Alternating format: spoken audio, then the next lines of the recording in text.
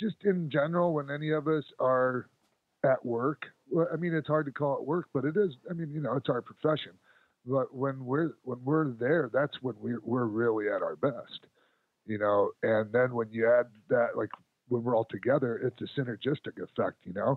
So it's just, um, it, it's it's special for us, and it seems to be special for the people because they keep coming to see us. And it's really really fun, really fun. Don't mean to sound corny, man, like but that's the truth.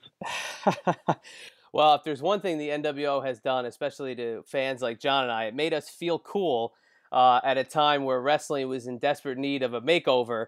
But when we throw in that extra cog into this situation of Eazy-E, Eric Bischoff, the guy who really was the architect behind the scenes of WCW at that point, that kind of, I think, steps it up, makes it just a little bit more interesting because now you got the guy who was behind the surge of the Monday Night War, and then basically three of his top lieutenants who just carried that Monday Night War and that NWO banner, to the highest extent it possibly could go. Eric is one of my favorite people to see when I'm out doing things now. When I'm out on the road and at events, whether it be at the Hall of Fame ceremony at WrestleMania this year, or just Comic Cons, or at the show we're doing this weekend, Icons of Wrestling.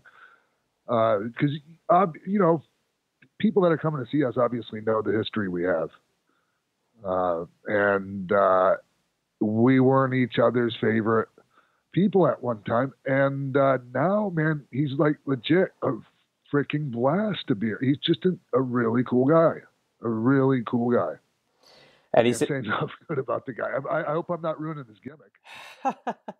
He said the exact same thing about you, though. So it's the Mutual Admiration Society getting together here. You two are definitely back on the same page, which is really.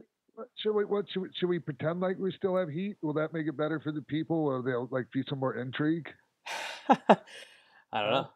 Maybe to some, but no, it's so cool to hear that because he says such great things about you. But with him being in the mix, the three of you, a place that I think it's kind of funny that you're all kind of getting involved in here is the ECW Arena in Philly, and I think a lot of fans would have been clamoring for an NWO invasion of this same arena, but 20 years ago. You think that's kind of cool, the three of you getting together, but in a city like Philadelphia? Well, Philly is one of the capitals of professional wrestling in the world. I mean, it's actually I don't know, arguably might be the capital. I guarantee you the people of Philly will say that. And I'll tell you this much. You know where you stand with those people. If you're not bringing it, if you're not all in and bringing everything you got, they're going to let you know. And they should, and so, we like being around. I like performing and being around people like that, that. So, I don't know. Back then, when when the whole ECW thing was going on, I don't know what the hell we were. I think we were in DX by then, actually, weren't we?